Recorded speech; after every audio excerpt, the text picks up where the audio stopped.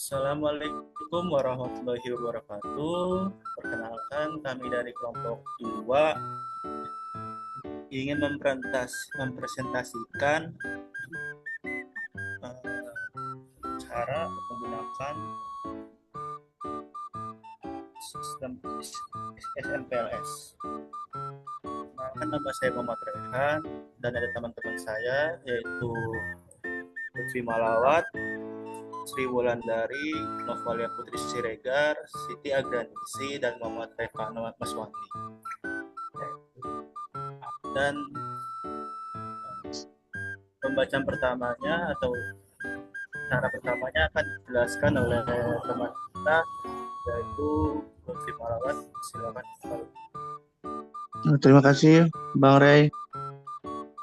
Pertama-tama kita buka data di Excel.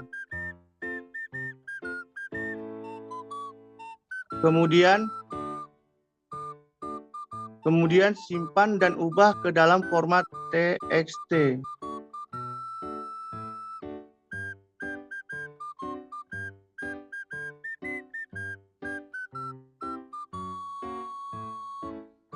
Kemudian buka aplikasi Smart PLS.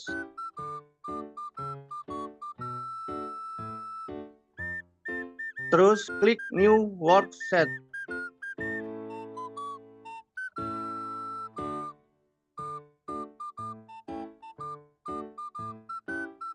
Selanjutnya buat folder baru.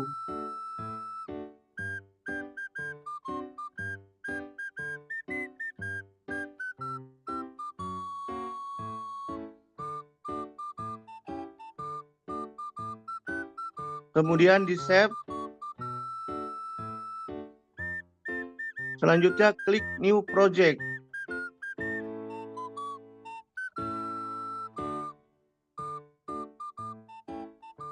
Selanjutnya buat folder baru lagi. Kemudian klik import file di folder baru.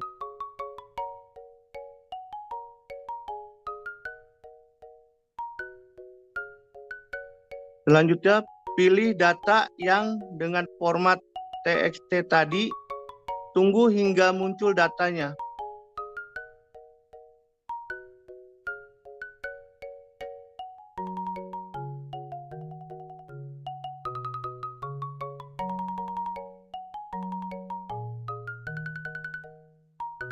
Kemudian klik Save. Dan lalu klik Back.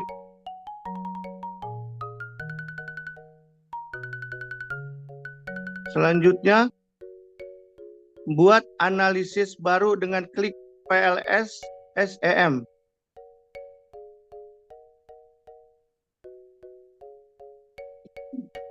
Kemudian pilih project dan model tipe PLS SEM.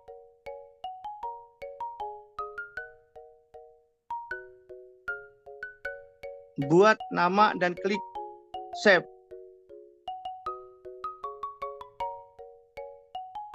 Kemudian ke latent variable.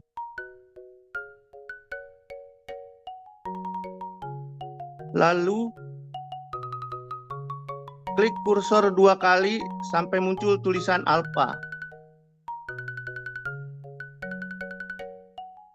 Lalu ubah tulisan ke PSM.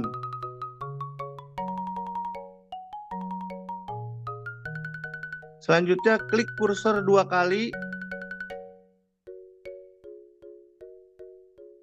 sampai muncul alpha. Lalu ketik KM.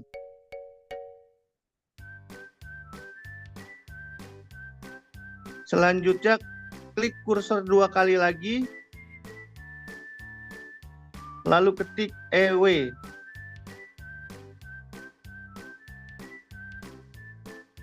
Selanjutnya klik kursor 2 kali lagi. Lalu ketik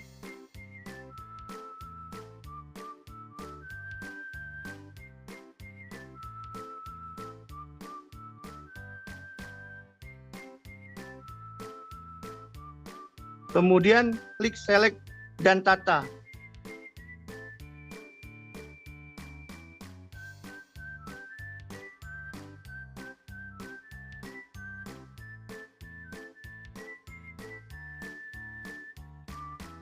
Lalu pilih item-item PSM dengan klik kontrol dan klik yang mau dipilih dan dorong ke PSM.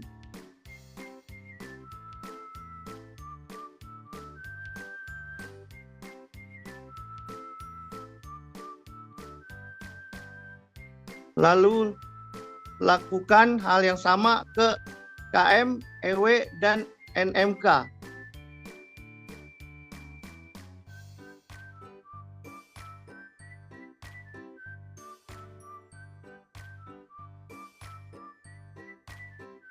Kemudian klik select dan atur variabelnya.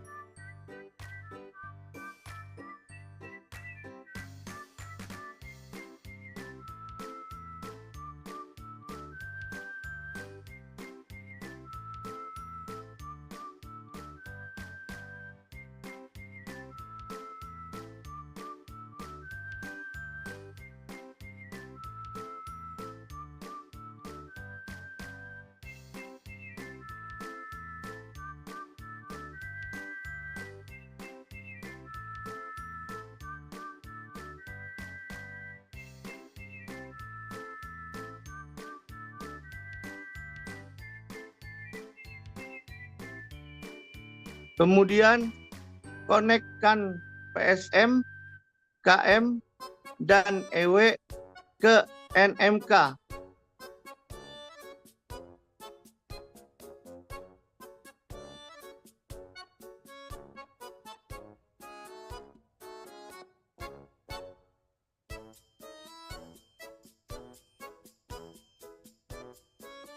Langkah selanjutnya, calculate dan pilih PLS SEM algoritma.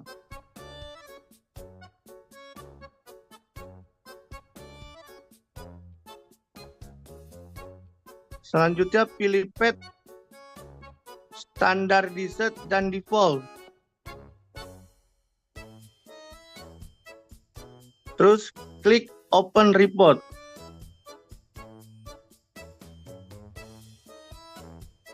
Lalu start calculation, maka hasilnya akan muncul.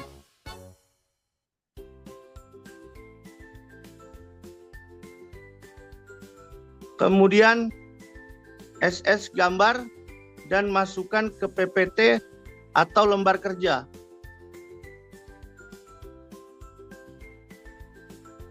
Selanjutnya akan dibacakan oleh teman saya. Kemudian ke model pengukuran. Lalu cari cron batch alpha dan composite reliability. Hasilnya ada di PLS, SEM algoritma. Bagian bawah konstruk reliability dan validity. Lalu klik bagian overview. Selanjutnya tinggal screen hasilnya.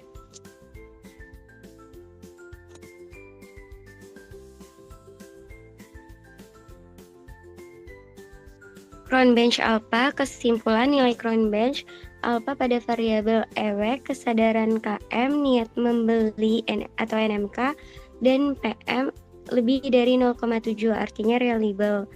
Lalu composite reliability atau prefer ke RHOC. Kesimpulannya nilai composite reliability pada variabel EW, KM, NMK, dan PM lebih dari 0,7 artinya reliable. Kemudian validitas diskriminasi. Kita lihat dari diskriminan validity. Pilih cross-loading. Kemudian tinggal pindahkan hasilnya ke PPT atau lembar kerja.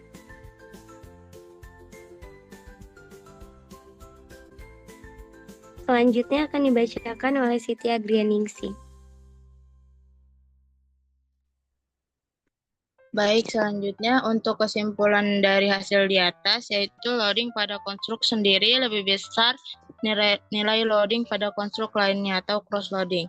Yang pertama, EWOM atau EW1 sampai dengan EW4 mempunyai loading yang lebih besar nilai cross-loadingnya pada konstruk lainnya, yang dimana memenuhi kriteria validitas pada diskriminasi. Yang kedua, kesadaran merek atau KM. KM1 sampai dengan KM5 mempunyai loading yang lebih besar nilai cross-loading pada konstruk lainnya, yang dimana memenuhi kriteria validitas diskriminan. Yang ketiga, nilai membeli kembali atau NMK. NMK1 sampai dengan NMK3 mempunyai loading yang lebih besar nilai cross-loading pada konstruk lainnya, yang dimana memenuhi kriteria validitas diskriminan. Yang keempat, pemasaran sosial media atau PSM. PSM 1 sampai dengan PSM 4 mempunyai loading yang lebih besar nilai cross-loading pada konstruk lainnya, yang dimana memenuhi kriteria validitas diskriminan. Selanjutnya kemudian yaitu validitas konvergen. Kita ke outer loadings, lalu klik matrix. Lalu keluar hasilnya, lalu kita pindahkan ke lembar kerja. Sudah kita lembar kerja, kita memiliki kesimpulan bahwa loading pada konstruk tersendiri lebih besar 0,5 atau 0,5 masih bisa diterima untuk model refleksi menurut Air et al. 2017. Yang pertama, EWOM atau EW1 sampai dengan EW4 mempunyai loading yang lebih besar dari 0,5, memenuhi kriteria validitas konvergen. Selanjutnya, kesadaran merek atau KM 1 sampai dengan KM5 mempunyai loading yang lebih besar dari 0,5, yaitu memenuhi kriteria validitas konvergen.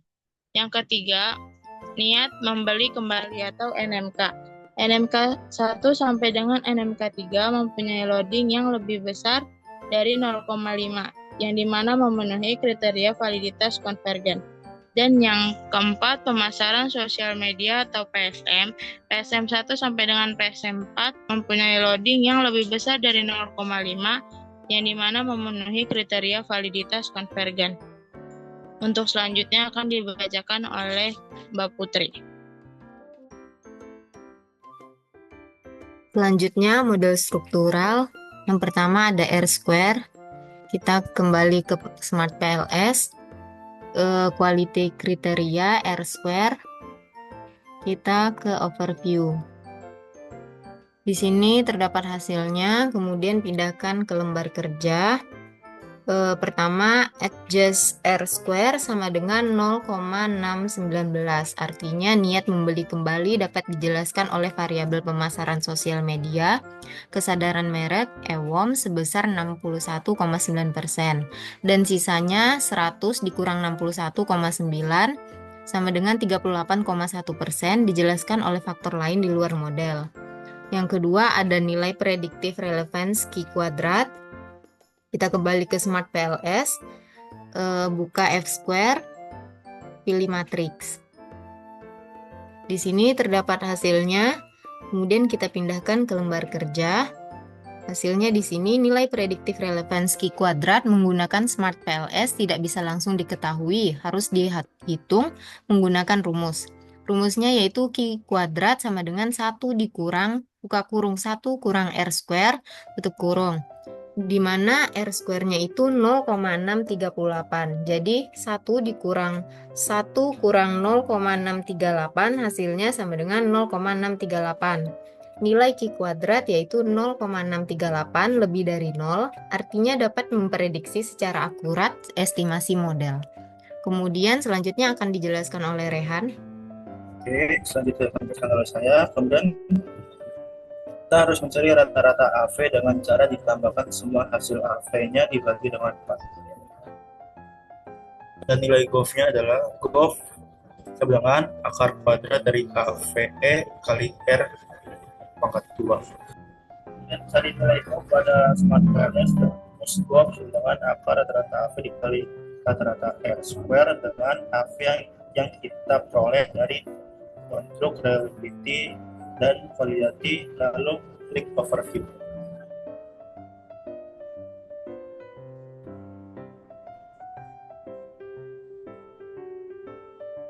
Kemudian cari rata-rata AV dengan cara ditambahkan semuanya.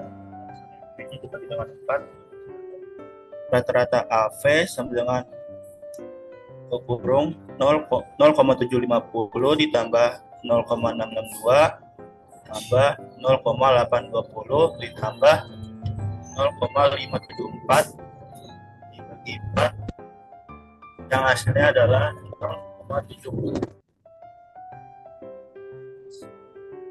R square-nya adalah 0,638.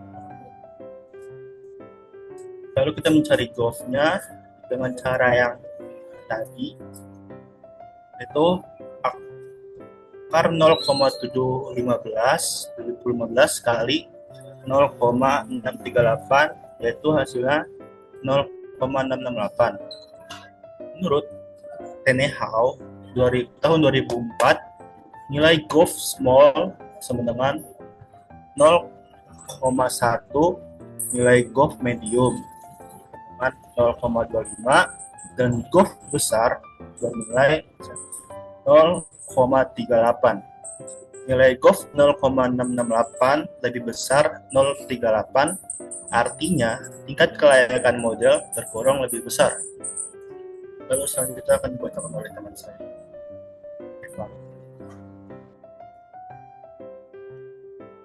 Kemudian interpretasi hasil.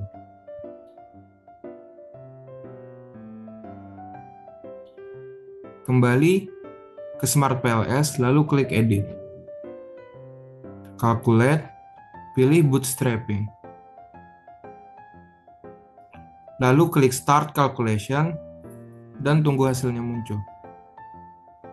Kemudian ke Final Result, pilih Path Coefficient, dan muncul hasilnya, lalu kita pindahkan ke lembar kerja.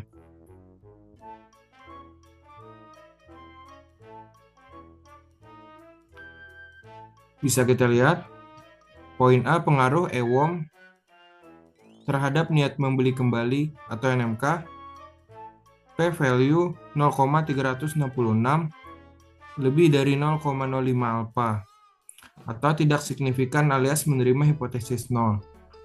Artinya tidak ada pengaruh. Jika tidak signifikan, artinya koefisien 0,154 bias. Tidak bisa dilaksanakan interpretasi lanjut. Kesimpulan, H3 tidak terdukung. Selanjutnya, pengaruh kesadaran merek KM terhadap niat membeli kembali, P-value 0,369 lebih dari 0,05 alpha, yaitu tidak signifikan alias menerima hipotesis 0. Artinya tidak ada pengaruh. Jika tidak signifikan, artinya koefisien 0,209 bias. Tidak bisa dilaksanakan interpretasi lanjut. Kesimpulan, H2 tidak terdukung. Selanjutnya, pemasaran sosial media terhadap niat membeli kembali. P-value 0,003 kurang dari 0,05 alpha. Signifikan alias menerima hipotesis alternatif. Artinya ada pengaruh nilai koefisien jalur PSM NMK sebesar 0,493. Artinya pemasaran sosial media berpengaruh positif dan signifikan terhadap niat membeli kembali. Kesimpulan H1 terdukung. Terima kasih. Sudah mendengarkan penjelasan dari kami. Mohon maaf jika ada kekurangan atau kesalahan kata, karena ini masih belajar lah ya hitungannya. Sekian dari kami. Assalamualaikum warahmatullahi wabarakatuh.